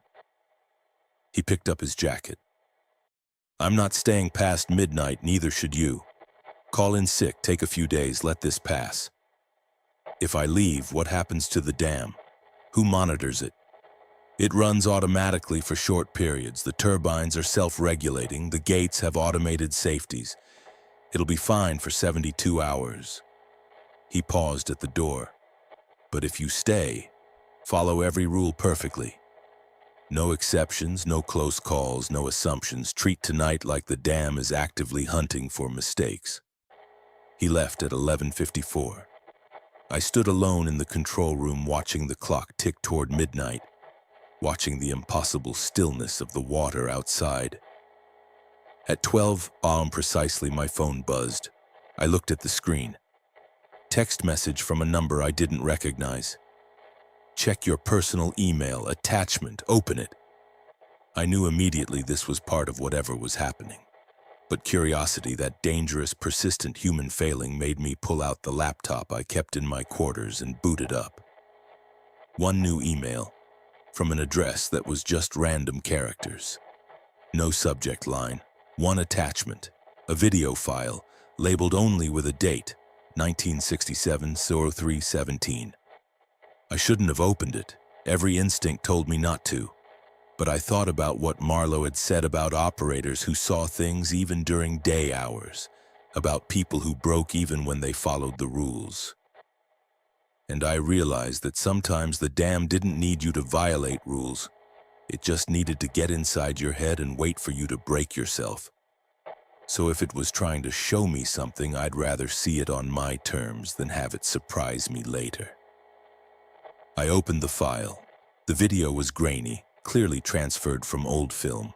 It showed an aerial view of Stillwater Valley, houses arranged along orderly streets, the white church prominent on a small rise, the river running through the town center. The color was washed out, the quality poor, but you could see cars parked on streets, laundry hanging in yards, and a dog running across someone's lawn. Normal. A living town. Then the perspective shifted. The camera was moving, probably mounted on a helicopter or plane. It swept over the town's perimeter, showing the earth-moving equipment staged in the canyon, the partially constructed dam rising at the valley's narrow end, and the temporary cofferdam that was holding back the river. The timestamp in the corner changed. Days passed in seconds. The cofferdam was removed. Water began entering the valley. I watched as the town drowned in time-lapse. The river spread first, reclaiming its original floodplain, swallowing the parks and the lower streets. The water was brown with silt, moving slowly but inexorably.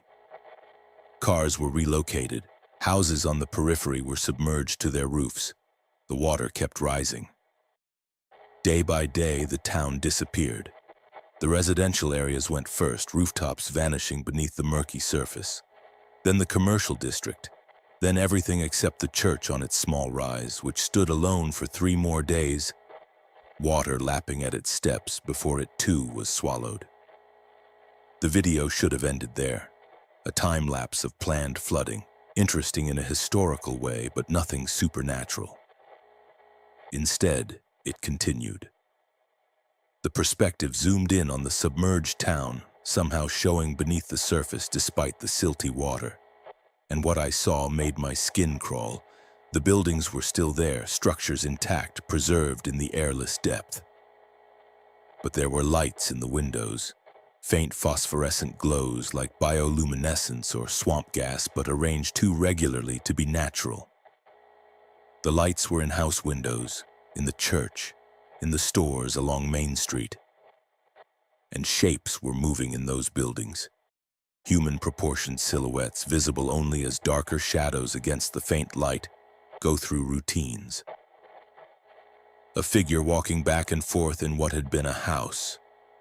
Multiple figures gathered in what had been the church. Shapes moving along the submerged streets, following the paths where sidewalks had been. The timestamp kept advancing. Weeks, months, years. The footage should have been impossible. No one was filming the reservoir floor continuously for decades, but it kept playing, showing the drowned town in its preservation, showing the lights that never went out and the shapes that never stopped their routines. Then the perspective pulled back, and I saw the dam from above, the massive concrete wedge holding back the water, the control building attached to its eastern flank like a parasite, and beneath the water the grid of lights that marked where still water had been. The lights were pulsing now, all together. A slow rhythm that looked organic, looked like breathing. The video ended. I sat staring at the blank screen, my hands shaking. The file's date, 1967 or 3/17, was weeks before the reservoir had finished filling. The time-lapse had shown years that hadn't happened yet. The video was impossible, which meant it wasn't a video. It was a message. I closed the laptop and returned to the control room. The reservoir was still perfectly glassed beyond the windows, still impossibly motionless. My phone buzzed again. Another text. They're not gone. They're held. The dam keeps them. The water remembers their shape. You stand at the threshold. You could open it. You could let them equalize. You could release the pressure. I didn't respond. I set the phone face down and turned my attention to the console, to the routine checks, to the familiar rhythm of monitoring and logging. But the words stayed in my head. You could open it. Because I could. The dam had manual overrides for everything: gates, turbines, drainage systems. If I wanted to catastrophically fail the structure, if I wanted to release the reservoir in an uncontrolled flood, I technically had the authority and access to initiate that sequence. It would take several deliberate actions, multiple fail-safes would have to be manually bypassed. But it was physically possible. And some part of me, the part that had seen the drowned town's lights, that had heard the voices and felt the presence and understood that something was suffering in the deep, some part of me wondered if that would actually be mercy. If the release might end whatever had been trapped here since 1967. I picked up the rule clipboard and found the note I'd written on my 4th night, copied from one of the oldest entries in the hidden folder. The dam isn't haunted. It's not that simple. It's more like it's remembering. The concrete holds pressure, yes, but it also holds something else. Memory. Intention, the weight of what was displaced. You stand at the threshold. You could open it. At 2:47 a.m., I walked to the manual control panel. I stood in front of the large industrial switches that controlled the primary gates. I put my hand on the cold metal of the emergency release. the master override that would initiate a full drainage sequence. I stood there for 90 seconds, imagining what would happen if I pulled it. The reservoir is emptying, the valley revealed. The town was exposed to air for the first time in 56 years. Whatever was held down there freed. 40,000 homes would lose power, the downstream basin would flood, infrastructure would be destroyed, people would die.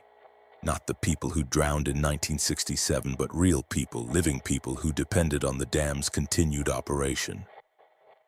I took my hand off the switch. "No," I said aloud. "I'm not opening anything." The dam's vibration changed instantly, a spike of intensity like a surge of anger or frustration, then a gradual settling.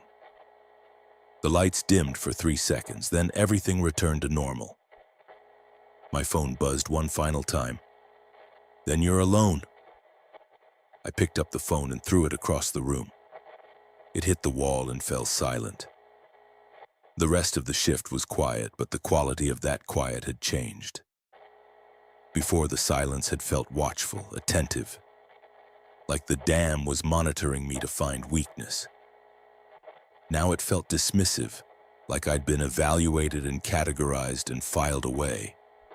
I'd been offered a choice, maybe the test I'd really been building towards since the first night, and I'd refused it. I'd chosen the living over the dead, the present over the past, maintenance over resolution. I didn't know if that was right, but it was what I'd chosen. When Marlowe arrived at dawn, the reservoir was still glass smooth. He looked at it for a long moment, then at me. "You made it through." "Barely." "That's enough." He checked the logs, the systems, running through his morning verification routine. "The stillness will pass, usually takes a day or two. Then things go back to baseline, back to normal haunting, back to manageable haunting." He poured coffee. "You'll stay?"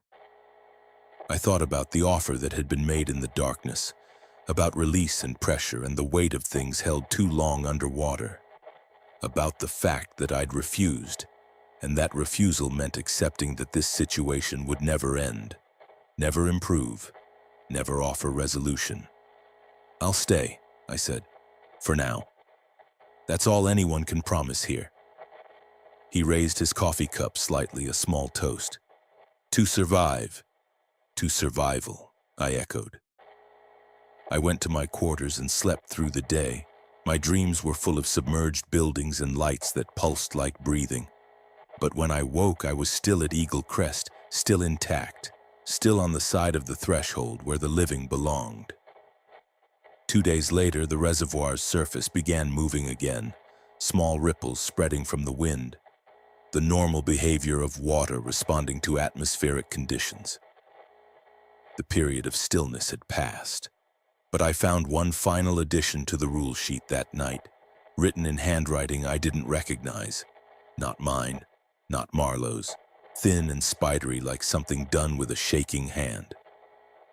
Rule 11. If the reservoir ever looks lower than it should be on a clear night, do not go closer to check. It is not actually lower. It is closer. Neither Marlowe nor I had written it. The control room doors had been locked all day. There was no explanation for how the note had appeared. But I added it to my personal rule sheet anyway because at Eagle Crest you didn't question the warnings. You just followed them. I worked at Eagle Crest Dam for 4 more months before requesting a transfer. That might not sound like much, barely half a year at a job. But in Eagle Crest terms, it was an achievement. By the time I filed my transfer paperwork, I was the 4th longest-serving night operator in the dam's 56-year history. Only 3 people had lasted longer: the operator who'd worked there from 1975 to 1981 before dying of a heart attack at age 53, the one who'd managed 7 years in the 80s before transferring to a desk position and refusing to discuss his time at the dam, and Marlowe, who'd been there in various capacities for 3 decades and showed no signs of leaving. 4 months meant 124 nights. 124 shifts of the following rules, monitoring boundaries, maintaining the threshold between what was held down and what was permitted to surface. 124 cycles of tension building and releasing, tests administered and passed, narrow escapes from mistakes I almost made. I lasted because I never got comfortable, because I treated every single night as if it were my first night, cautious, vigilant, assuming nothing. Because I followed the rules with religious precision and added to them whenever I learned something new. By the time I left, the laminated rule sheet had become a document covered in annotations. My handwriting, Marlowe's additions, the occasional note that appeared without authorship. Some nights I'd find a new line written at the bottom of my personal copy, a warning in unfamiliar script about a situation I'd never encountered but someone else clearly had. If the turbine hum becomes rhythmic enough to sound like language, leave the control room for 10 minutes. Do not try to understand what it's saying. The rules had become a conversation across time, each operator leaving messages for their successors, building a collective knowledge base maintained by people who shared one thing in common. They'd all stood where I stood and chose survival over curiosity. But survival came with costs. I developed the damn stare that Marlowe had, a habit of keeping part of my attention on water even when I was nowhere near Eagle Crest. At restaurants, I'd find myself watching the condensation patterns on drinking glasses. At home in town, I'd stare at the shower stream looking for faces in the spray. I stopped being able to swim, something about full immersion in water triggered panic attacks. I had trouble sleeping even during the day. I'd wake at 2:17 a.m. regardless of whether I was on shift, my heart pounding, convinced I'd heard knocking. I stopped listening to the radio because certain frequencies would suddenly sound like the dam's intercom, like voices calling from somewhere they shouldn't be. The worst was the isolation. How could I explain to anyone what I'd experienced? How could I describe the rules to someone who hadn't felt the weight of attention from something vast and patient and utterly inhuman? I tried once at a bar in town talking to a woman who'd asked about my job. I got 3 sentences in, "There are rules about when you can't cross certain catwalks," before I saw the look in her eyes and stopped. Polite concern. The expression people wear when they're deciding whether someone needs professional help. I stopped trying to explain after that. In my 4th month, the regional office contacted me about a day shift supervisor position at a water treatment facility near Denver. Standard operations, no night work, closer to civilization. Better pay, better hours, better everything by every objective measure. I accepted immediately. Marlowe didn't seem surprised when I told him. We were in the control room during a shift handoff, the morning light just beginning to gray the eastern sky. 4 months is respectable, he said. You did well. I feel like I'm abandoning something. You're not. You're recognizing your limits. That's smart, not cowardly. He refilled his coffee. Most people break or run within weeks. You lasted long enough to really understand what this place is, to respect it. That matters. Will you tell the next operator? Pass on what I learned? I'll do what I always do. I'll give them the rules, watch how they respond, and decide how much they can handle knowing. He looked at me directly. Not everyone can handle the full truth. Some people need to discover it gradually. You were the discovering type. You went looking, you found the hidden folder, you asked questions. The next person might be different. Might need protecting from themselves until they're ready. I spent my last 2 weeks at Eagle Crest documenting everything I'd learned. I wrote detailed notes about specific times and locations that seemed more active than others. I described the particular quality of sounds that meant something was wrong versus sounds that were just the dam being the dam. I added recommendations about which rules were absolute and which had slight flexibility in certain circumstances. I attached my documentation to the hidden folder in the filing cabinet, adding my voice to the chorus of warnings that had accumulated over decades. On my final shift, night 124, I performed my duties with meticulous care, as if the dam might punish me with one last test if I showed any presumption of safety. But the night was quiet. The reservoir sat at normal levels, rippling gently in the wind. The equipment functioned without anomaly. The interior corridors remained empty except for me. It felt almost like a farewell, like whatever inhabited Eagle Crest recognized I was leaving and was granting me safe passage. At 5:47 a.m., as I was preparing to hand off to Marlowe for the last time, I found a final note on my personal rule sheet. It was in the spidery handwriting that occasionally appeared, the one that wasn't mine or Marlowe's, the one I'd never identified. Rule 12. If you start seeing buildings in the water that were never really there, it has learned what you regret. Do not try to fix it. You cannot reverse displacement. You cannot restore what was compressed. You can only maintain the boundary and witness what remains. I read it 3 times, understanding it was speaking directly to me, to the part of me that still wondered if I should have pulled the emergency release, if I should have chosen release over containment. The rule was telling me that the choice had been false, that opening the gates wouldn't have freed anyone, wouldn't have restored anything, would only have broken the equilibrium that kept both sides separated. I folded the rule sheet and left it on the console for whoever came next. Marlowe arrived at 6:00 exactly. We spent 30 minutes doing the formal handoff, equipment status, ongoing issues, maintenance schedules, professional and procedural, as if this were any normal shift change. As I gathered my personal belongings from my quarters, he knocked on the doorframe. "One last thing," he said. "You did better than most. You understood that the dam isn't evil, it's not malicious. It's just holding pressure that needs to be held. And sometimes the pressure finds cracks, finds weak points, and you have to shore up the boundary. That's all we do here, shore up boundaries." "Why do you stay?" I asked. "Really?" He was quiet for a moment. "Because someone has to remember, someone has to bear witness to what's down there. All those people who were displaced, who died, who got trapped in the compression, someone needs to acknowledge they existed, that they're still there in some form, that their refusal to leave meant something." He looked out the small window toward the reservoir. "I'm too old to start over. And honestly, I made peace with this place a long time ago. It's my burden now, my responsibility. Leaving would feel like betrayal." I understood that. The dam had its hooks in him, not through fear, but through obligation, through the weight of witness. We shook hands. I left the control building, walked to my car, and drove up the switchback road without looking back.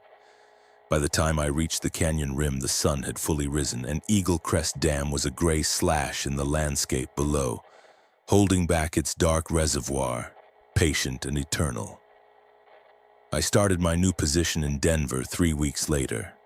The water treatment facility was everything Eagle Crest wasn't: brightly lit, fully staffed, surrounded by suburbs, operating under normal physical laws. The work was easy, the co-workers were friendly, I had weekends off and health benefits and a retirement plan. I hated every minute of it, not because it was bad, but because it felt insubstantial.